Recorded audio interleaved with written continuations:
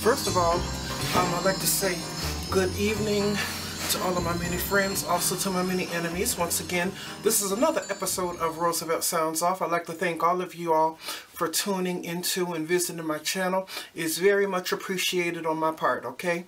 Tonight, when I got back home, I was going through my Facebook feed, and I saw a story of a young man who's 49 years old from California, from Buena Park, I believe it is, California, and his name is Jose Iriarlo, if I'm saying the name, correctly. And he was in a convenience store. He withdrew some money from the ATM, and he went to go buy a pack of Mentos because his wife asked him, to pick her up some mints. And so he goes and, purchases the mints and everything, and he even pays for it and everything. As soon as he puts the mints in his pocket, as soon as he gets ready to walk out, some overzealous, off-duty, stupid, ignorant police officer wants to accuse him of stealing. The clip I'm about to show you is the clip of some of the surveillance that's just become available. It's from the surveillance tape that was in the store, and it shows what happened on that particular day. And this incident took place in mid-March, and it's a shame that we're seeing so much of this kind of stuff go on in convenience stores. And we just got over the case that was in Starbucks, and the case in Waffle House. But this is crazy, because to me this didn't have to happen, and this officer made a very stupid mistake, which I feel should cost him his job. But first, I'm going to play this clip, and I'm going to come back with the rest of my commentary and tell you all exactly what I think of this whole stupid thing that happened all over a pack of Mentos. See, people, a pack of Mentos, something so small. Stay tuned for the clip. So my wife says, grab me some mints. So I walk in, grab $60 out of the ATM. I went, I saw some Mentos, grabbed them, and I put them on the counter, and I gave the cashier $20. Oh, I thought you... Which are these? 119.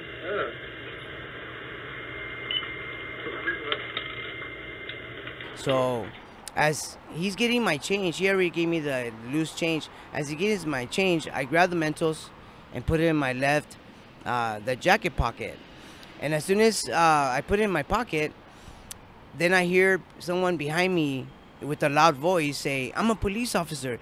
Take that out of your pocket." Hey, keep that back. 15 seconds. Police officer. I paid for it. Put it back. Police officer. I just paid for this. Put it back. Oh. Try stealing that No, from you. I just paid. Get your cash and leave. Change. Hey, Get your cash and leave. I just paid. Did he pay for this? Yeah. He paid for it? Yeah. Are you sure? Mm-hmm. My apologies, sir.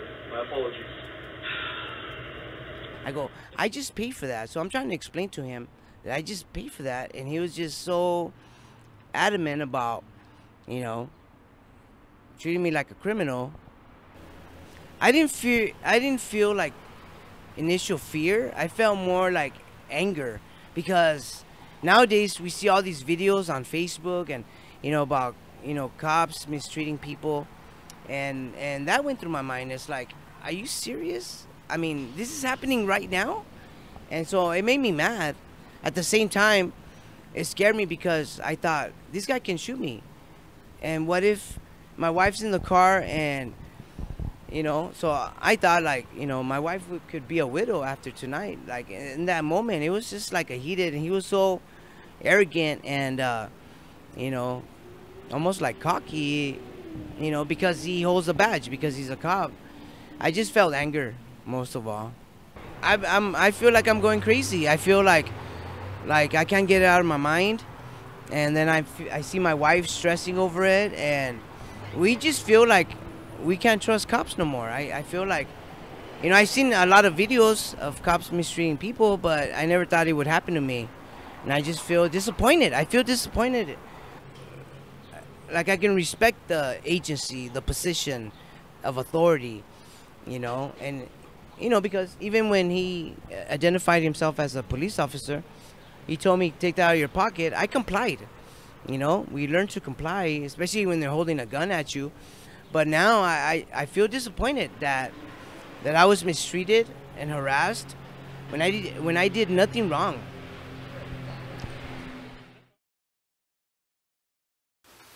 Okay, now we're back. You just saw that clip of what happened that day in that store in mid-March, and that falls into the category of fair use, by the way. Okay, let's get into this story. Now, he was in the store getting up some money and getting a pack of mints because his wife asked him to.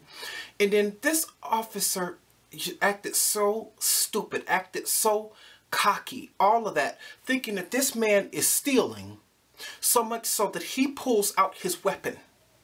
Now, I was always taught, because many of y'all who don't know, that, you know, when I was in high school, I actually graduated as an officer in ROTC. So during that time as graduating from an officer, I took up many things. I took up, I was a part of the Drummer Bugle Corps. I was a part of the drill team. Excuse me. Boy, it's a shame that that happened on air, but it's okay. That's just a normal humanly bodily function. But meanwhile, back at the ranch, I was on, like I said, on the drill team, as well as the, I was even on the rifle team. And one thing that they always teach you whenever you're operating any kind of weapon, that you never, ever, ever pull a weapon until you are ready to use it. You do not pull a weapon to threaten someone. You don't pull a weapon to make a person do what you want them to do.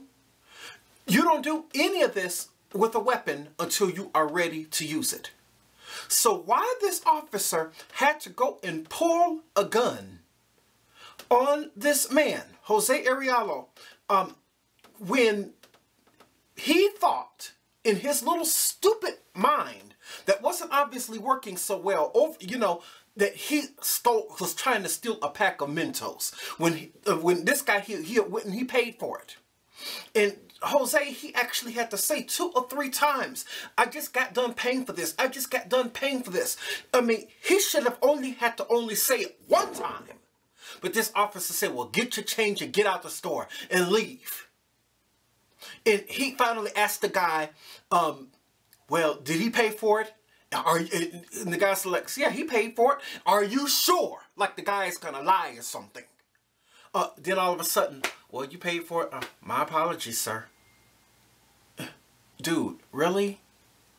I just think that this officer just overreacted. I don't know what the problem was. This is how come you always hear me say, a whole lot of people disagree with me, but I'm going to keep on saying it because I feel it bears repeating. We need to, in this country, need to stop enforcing small crimes. You know how many people all over something this small, over a pack of Mentos, that this officer or off-duty officer, which really he shouldn't have any kind of power because he wasn't even on duty. So how was he going to stand up and say something in the first damn place? You know how many people have been who could be killed over incidents just like this, all over something that is just so small. Do you know how many people's lives have been taken all over something that is just so small, just like this? We aren't talking about somebody who's a mass murderer or something here. We aren't talking about somebody who's even a rapist or anything. We're talking about somebody who he thought, which didn't happen, stole a pack of Mentos. A little pack of Mentos? Really? This is what we have come to where police have to pull guns on us just because they think that we have done something that we really didn't do? I hope that he is disciplined, because I did some more research into the story, and then it was reported to a sergeant, and the sergeant has reviewed the video, and he says that if the officer was, you know, out of, you know, compliance, that, you know, it will be taken care of. But this is one of those things in the world that should not happen. Me and a good friend of mine, we were talking today, like we talk almost every single day. And sometimes she disagrees with me when we talk about issues of, you know, police brutality or even police corruption.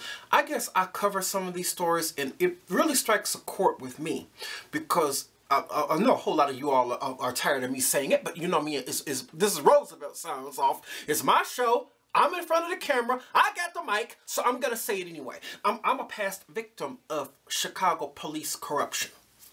So I get a feeling, I know how this guy feels, especially when something has happened to you by the people who have sworn to, you know, protect you when you didn't do anything wrong. I know exactly how that feels.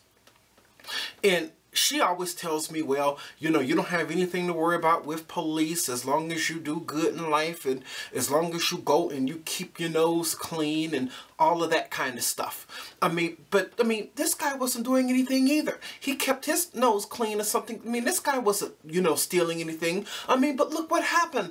I mean, any one of us, it doesn't matter what kind of life or whatever you live. It doesn't matter if you've done gone to school, whether you went to university and went to one of the best universities and got a good job and live in a nice home or drive a nice car and a family person, you could even be church going and God fearing. The police will still want to hurt you and kill you no matter what kind of bag you're in. And I saw a video the other day from a New York City police officer who was admitting this, that blacks and Latinos, he said that we are targeted by police. This is something that is already set up for us to be targeted. Because slavery and all of this kind of stuff ended a long time ago. But if they can do any kind of a thing, either try to throw one of us in jail over something that is so small, is so trivial, they'll do it because the government and police agencies and all of this get paid off of so many people that they send to prison. And so many people, including famous people, like, I'm going to say it, Oprah Winfrey and people like even Michael Jordan, they have stock and money in prisons. So these people, some of these people who are black, get paid off of your mistake, get paid off of your misfortune, because they get paid off of how many people come into prisons. So therefore laws are made, even trying to, you know, deal with little small stupid trivial things, because these people like that get paid off of keeping prisons and jails full. So the criminal justice system is not all about making you better. It's not all about correcting your problem, Department of Corrections. What a freaking joke. It's not about correcting anything. It's all about money for certain famous people, certain billionaires, certain police officers, certain politicians, even certain judges and justices of Supreme Courts who have stock in prisons. And a whole lot of these people get paid when you make a mistake, or even if it is something that is a mistake, even like this, over something that you didn't do. When you go to jail, these people are the ones who get paid for it, and they're mostly sending blacks and Latinos to jail because they're not targeting whites, because even this officer admitted yesterday on this video that I saw that they're not targeting whites because the system is, you know, it's the whole system. The system is white. The government is white. The police officers, you know, you might have police, you know, who could be black or Latino, white or whatever, but it's the upper crust of the police department is mainly white. So you know that they're not going to target really some of their own, but yet they'll go after people who don't look anything like them. Like, I think that the officer went after this guy because, you know, this guy is Latino. Even though it's not being said, I mean, but it's got to be a reason why he's going to go and pull his weapon on somebody who he thinks has stole a pack of mints. This officer needs to be drugged into court, and he needs to be stripped of his police powers, and he actually really needs to be disciplined. And if I had something to do with it, his behind needs to go to jail for pulling out his weapon and being so stupid as to thinking somebody stole a pack of mints. This kind of police and policing in America needs to stop. So I definitely understand how this guy feels when he says that he still thinks about this incident, how his wife is stressing out over this incident, how he doesn't feel like he can even talk to or even trust police anymore. I know exactly how he feels, because looking at it and looking even at my situation I went through 13 years ago, coming up on this July 22nd, I feel the exact same way. So that's where I'm going to leave this video. If anybody likes this video, please give me a thumbs up. I greatly appreciate it. And I hope I will get a chance to see everybody on the next video. Thank you for everybody who has liked, commented, and subscribed. And continue on to like, comment, and subscribe on this story, because this story is outrageous. All over a stupid mistake that could have turned fatal. This is what you get when you have police trying to police small situations, small problems, and problems that they think are a problem, which is not a problem at all. He could have just stayed out of it. I don't care what he thought. So that's where I'm going to leave it. If anybody, like I said, give me a thumbs up. I appreciate it. And hopefully I'll see everybody in the next video. Peace and blessings to all.